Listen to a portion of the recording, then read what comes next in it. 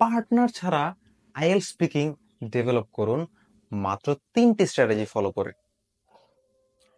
এমন অনেকেই হয়তো আছেন যারা বিভিন্ন কারণে স্পিকিং প্র্যাকটিসের পার্টনার পাচ্ছেন না। কেউ হয়তো ব্যস্ততার কারণে, কেউ হয়তো ভাবছেন বন্ধুদের সামনে ইংলিশে কথা বললে পচানি খাবেন, বন্ধুরা বলবে আরে মামা তুমি তো ফরেনার হয়ে গেছো।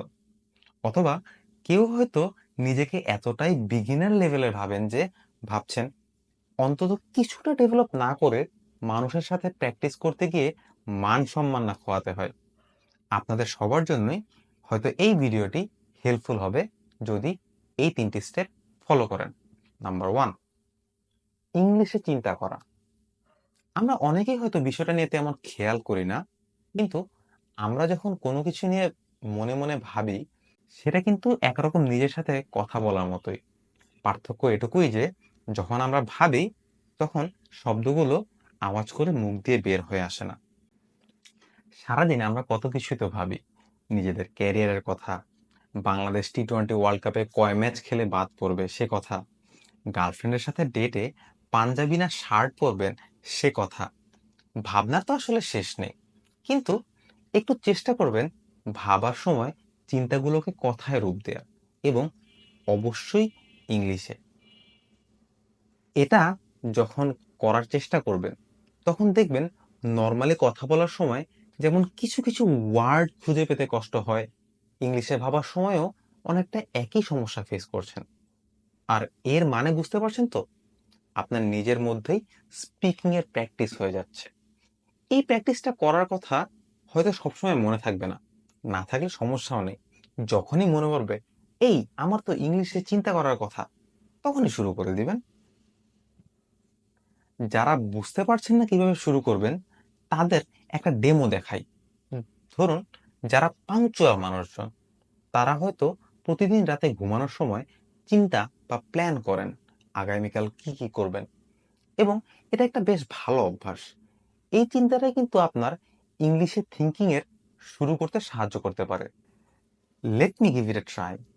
So tomorrow I will wake up at around 7 o'clock in the morning. I will brush my teeth and wash myself. Then I will take my breakfast and then depart from my home to catch the bus to my university. I have a class test tomorrow, so while on the bus, I will try to go through with the summary of notes I have made for the test. After my classes are over, I will hang out with my friends in a town. Hopefully, there will be some music or we will play cards for a while. Then I will go and teach the student I provide tuition to. Finally, I will come back home, study a little, and then watch an episode of Friends while having dinner and then go to sleep. দেখলেন তো, খুব সহজে শুরু করা যায় ইংলিশে ভাবা। আজই শুরু করুন। নাম্বার 2, আয়নার সামনে দাঁড়িয়ে কথা বলা ও রেকর্ড করা।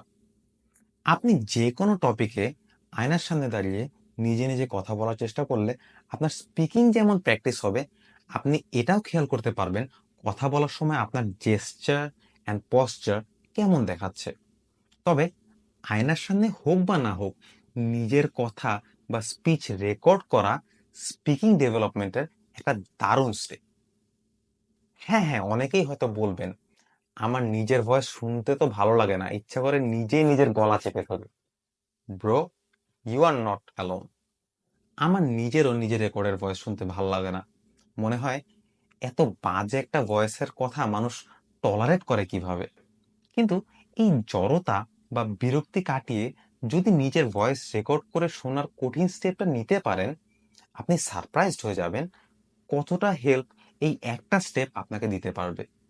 রেকর্ড করার সবচেয়ে বড় প্লাস পয়েন্ট হচ্ছে আপনি নিজের রেকর্ডেড ভয়েস শুনলে আপনি নিজেই বুঝতে পারবেন আপনার কোথায় গ্রামাটিক্যাল মিস্টেক হচ্ছে, কোথায় প্রোনাউন্সিয়েশনের ঝামেলা হচ্ছে, কতটুকু আপনার ফ্লুয়েন্সি লেভেল এবং কতটুকু আপনার ডেভেলপ করতে হবে। সো একটু আনইজি লাগলেও এই স্টেপটা ফলো করবেন, ফল নিজেই দেখবেন।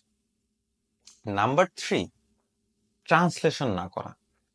হয়তো এই সমস্যা সবার নেই, কিন্তু আমি নিজে একসময় এই ভুল পদ্ধতি ফলো করতাম এবং অনেক লার্নারকে দেখেছি এই ভুল করতে। সেটা কি?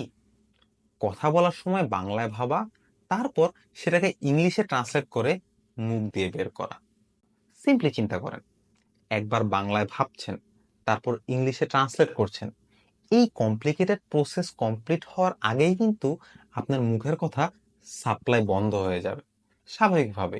কারণ কোনো কিছু ভেবে ট্রান্সলেট করতে আমাদের ব্রেইনের যে সময় লাগে, তার চেয়ে মুখ দিয়ে কথা কিন্তু অনেক দ্রুত বের হয়। সো আপনি যদি এই অভ্যাস ত্যাগ না করেন, তাহলে আপনি কখনোই প্রপারলি ফ্লুয়েন্ট স্পিকার হতে পারবেন না।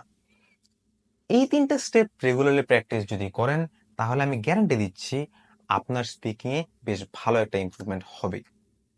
ভিডিওটি ভালো লেগে থাকলে সাবস্ক্রাইব ও লাইক দিতে ভুলবেন না।